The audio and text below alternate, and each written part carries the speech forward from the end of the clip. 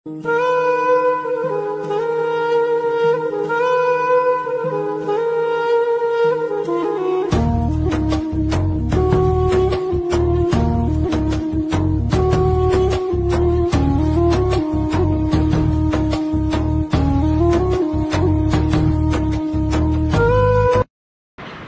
வணக்கம். திருச்செங்கோட்டிலேருந்து சதீஷ்குமார் பேசுகிறேங்க. நம்ம ப்ரீடு வந்து பார்த்திங்கன்னா டை பிளாக்குங்க. நம்ம ஃபார்ம் இருக்கிற இடம் வந்து பார்த்திங்கன்னா திருச்செங்கோட்டு நாமக்கல் போகிற வழியில் ராயர்பிள்ளைங்க இடத்துல தான் இருக்குங்க. இப்போ இந்த வீடியோவில் என்ன பார்க்க போகிறோம்னா, இப்போ ஃபார்மை மறுபடியும் ரீஸ்டார்ட் பண்ணலான்ட்டு தாங்க. இப்போ ஃபார்ம் வந்து புதுசாக ரெடி பண்ணலான்ட்டு அந்த கீழே அந்த வயல் சொல்லியிருந்தேன் பார்த்திங்களா, அது ஃபுல்லாக ஃபார்ம் ரெடி பண்ணலான்ட்டு. இது நேற்று எடுத்த இன்றைக்கி காலையில் ஆக்சுவலாக இன்றைக்கி மண்டே இன்றைக்கி எடுத்த வீடியோ தாங்க. ப்ளஸ் நேற்று முந்தா நேற்று எடுத்ததும் வீடியோஸும் இதில் அட்டாச் பண்ணியிருக்கோம். இதில் வந்து பார்த்திங்கன்னா ஃபார்மோட இன்றைக்கி கரண்ட்டு இருக்கிறது இந்த மாதிரி தான் இருக்குது. ப்ளஸ் வந்து பார்த்திங்கன்னா நல்லா ஹெவியான ரெயினுங்க. நேற்று நைட்லாம் செம மழை இங்கே. அது போக வந்து பார்த்திங்கன்னா இப்போ வந்து பார்க்குறது பார்த்திங்கன்னா இந்த தென்னை மரம் சொல்லியிருந்தோம் பார்த்திங்களா, இது ஃபுல்லாக தான் சொட்டு நீர் போட்டு ட்ரிப்பு பண்ணி கொண்டு வரலாம் அப்படிங்கிற ஒரு ஐடியா. இந்த பக்கம் வெயில் மற்றது எல்லாமே ஃப்ரீ ரேஞ்சில் எப்பயும் இருக்கிற மாதிரி தான். இந்த பக்கம் இருக்கிறது மட்டும்தான் வந்து பார்த்திங்கன்னா ட்ரிப்பு பண்ணி ஃபென்சிங் பண்ணி கிட்டத்தட்ட 10 பார்ட்டிஷன் வருதுங்க. பார்ட்டிஷன் எப்படின்னா 25க்கு 50 இல்லை 25க்கு ஒரு 60 அந்த சம்திங்கில் வந்து பார்ட்டிஷன் போட்டு வருது. ஃபஸ்ட்டு வந்து நான் முதல்ல சொல்லியிருந்தேன் தென்னை மரத்து எல்லாமே ட்ரிப்பு பண்ணணும் அப்படின்ட்டு. இதுக்கு வந்து எல்லாமே டோட்டலாக ட்ரிப்பு பண்ணியாச்சுங்க. என்ன காரணத்தினால ட்ரிப்பு பண்ணிச்சுன்னா, இப்போ நம்ம வந்து உள்ள ஃபென்சிங் வந்து வயலுக்கு மட்டும் போட போகிறதில்ல, உள்ள பார்ட்டிஷனாக பிரிக்கும் போது அதிகமான ஃபென்சிங் லைன் வந்து உள்ளே வரும்.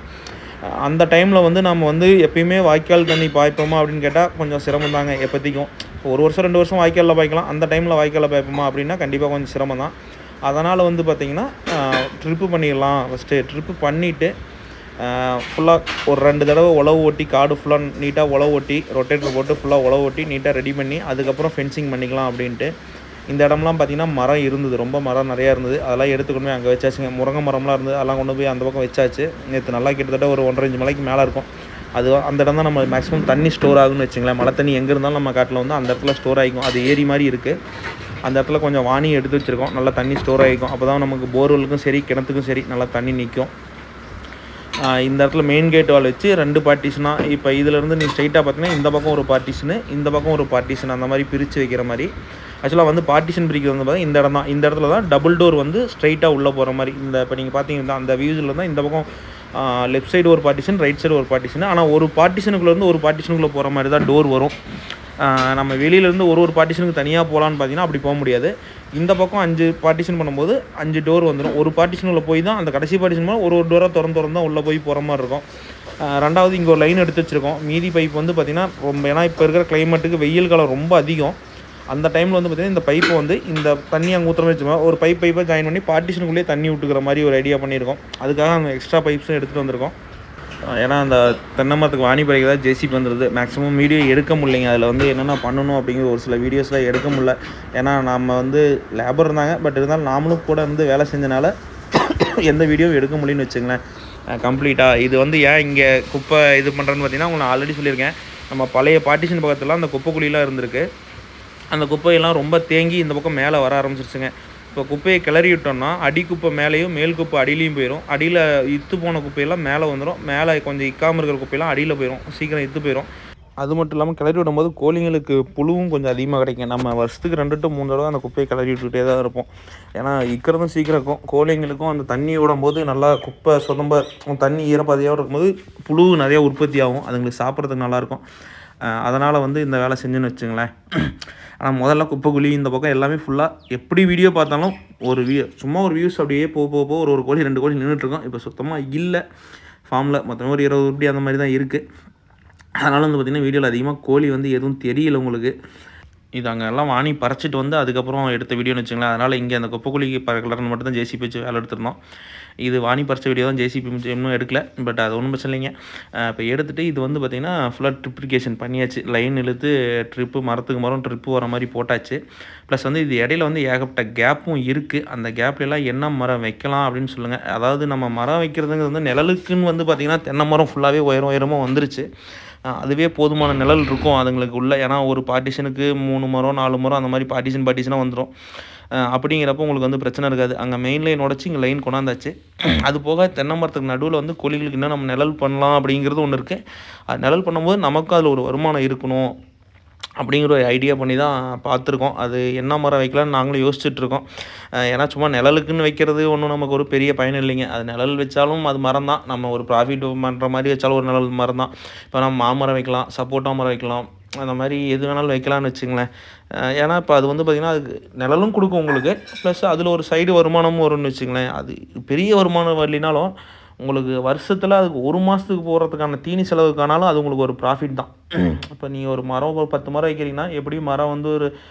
500 வருஷத்துக்கு ஒரு மாங்காய் எடுத்துக்கிட்டிங்கனாலும் 10 மரங்கிறப்போ ஒரு 5000 வந்துடும். 5000 ஃபீடுங்கிறது வந்து பார்த்திங்கன்னா கண்டிப்பாக உங்களுக்கு 2 to 3 மாதத்துக்கான ஃபீடு செலவு கண்டிப்பாக கண்ட்ரோல் ஆகும். அந்த மாதிரி நம்ம ப்ராஃபிட் பார்க்கலாம்.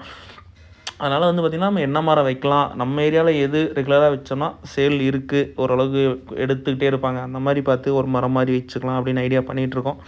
அது இன்னும் என்ன மரம்னு முடிவு பண்ணல. அதுவும் பண்ணால் கண்டிப்பாக அடுத்தடுத்த வீடியோவில் சொல்கிறேன். இல்லை உங்களுக்கு எதாவது ஐடியா இருந்தாலும் நீங்கள் கமெண்ட்டில் சொல்லுங்கள், நம்ம அதுக்கு தகுந்த மாதிரி பண்ணிக்கலாம். இதெல்லாம் என்ன பண்ணியிருக்கோம், ஒரு லைன் வந்து பார்த்திங்கன்னா மேலே இங்கே ஒரு தென்னை மரம், இது வந்து மெயின் லைனு, இருந்தாலும் மெயின் லைனில் ஒரு லைன் எடுத்து வச்சுருக்கோன்னா இப்போ அடிஷ்னலாக எதாவது மரம் வச்சோம்னாலும் தண்ணி விட்டுக்கலாம். இல்லை நாளைக்கு சப்போஸ் வெய்ய காலத்தில் இந்த இடத்துல வந்து ஈரம் கோழிங்களுக்கு வேணும் அப்படின்னா இந்த 5 கேட் வால் மட்டும் திறந்தோம்னா, ஏன்னா 3/4 இன்ச் லைன் மேலே தூக்கியிருக்கோம், 5 லைன் இருக்குது. நம்ம தேவைங்கிறப்போ ஒரு பச்சை ஓஸ் போட்டு ஃபார்முக்குள்ளே ஃபுல்லாக தண்ணி விட்டுக்கலாம். தண்ணி விடும்போது நல்லா கூலிங்காகவும் இருக்கும். உங்களுக்கு வந்து தென்னை மரத்துக்கிட்ட இருக்கிற ஈரம் மட்டும் இல்லாமல் பார்ட்டிஷனுக்குள்ளே தண்ணி வந்து ஈரம் இருக்கிற மாதிரியும் பண்ணிக்கலாம். அதுக்காக தான் நாங்கள் அந்த இடத்துல மட்டும் ஒரு 5 லைன் நாங்கள் மேலே தூக்கிவிட்டு வச்சுருக்கோன்னு வச்சுங்களேன். அது தூக்கிட்டு வச்சனால நல்லா யூஸ்ஃபுல்லாக இருக்கும். எப்படின்னு பார்த்தீங்கன்னா, இப்போ இந்த பக்கமும் உங்களுக்கு தேவையான ஒரு கேட் வால் வச்சு மேலே வச்சுக்கலாம். ஆக்சுவலாக அந்த முன்னாடி ஃபஸ்ட்டில் பார்த்தீங்கன்னா அந்த 3 கேட் வால் காட்டியிருப்பேன். பின்னாடி பக்கம் வந்து பார்த்தீங்கன்னா டம்மி போட்டிருப்பேன். ஏன்னா அந்த டைமில் இங்கே டக்குன்னு ஒரு 3 கேட் வால் தான் இருந்தது, 2 கேட் வால் கிடைக்கல. அதனால் அந்த 2 கேட் வாலோட விட்டுட்டேன் அப்படின்னு வச்சுங்களேன். மற்றபடி ஒன்றும் இல்லை. இந்த லைன் தாங்க இப்போ கேட்டு வர மாதிரி லைனு. அங்கேருந்து 2 பக்கமே கேட்டு ஒட்டுக்கா வர மாதிரி லைன் பண்ணியிருக்கோம். சென்ட்ரு பாயிண்ட் இதுதான் ஃபார்முக்கு. அப்படிங்கிறப்ப பார்த்தீங்கன்னா பார்ட்டிஷனுக்கு மேக்ஸிமம் 3 மரம் 4 மரம் வந்துடும் உள்ளே. அது போக நம்ம அடிஷ்னலாக வைக்கக்கூடிய மரமும் உள்ளே வந்துடும். இப்போதைக்கு இந்த வேலை தான் முடிச்சிருக்கோம். அடுத்து வந்து ஃபென்சிங் பேசிகிட்ருக்கோம். ஃபென்சிங்கு உள்ளே வந்து எந்த மாதிரி கேஜி வைக்கலாம் அப்படின்ட்டு. கண்டிப்பாக நம்ம இது ஷெட்டு மாதிரி எதுவும் போடல உள்ள ஒரு பார்ட்டிஷனுக்கும். அதுக்கு பதில் கேஜி வச்சுக்கலாம் அப்படின்ட்டு. கேஜி எந்த மாதிரி செய்யலான்னு அதுவும் ஐடியா பண்ணிகிட்ருக்கோம் புதுசாக. டபுள் யூஸ் பண்ணுற மாதிரி, அதாவது ஒரு 2 அடி ஹைட் பண்ணி வைக்கிற மாதிரி இருக்கணும், கீழே நிலத்துலையும் வச்சுக்கிற மாதிரி இருக்கணும். அதுக்கு தகுந்த மாதிரி கேஜி ரெடி பண்ண சொல்லியிருக்கு. அதுவும் பார்த்துட்ருக்கோம். இப்போதைக்கு இந்த வேலை தான் போயிருக்குங்க. இந்த வேலை முடிச்சுட்டு அடுத்து ஃபென்சிங், கேஜு அந்த மாதிரிலாம் செய்யணும். செஞ்சாலும் முதல்ல பொருள் இருக்கணும் நம்மகிட்ட ப்ரீட் பண்ணுறதுக்கு, அதுக்கும் ரெடி பண்ணணும்னு வச்சுங்களேன்.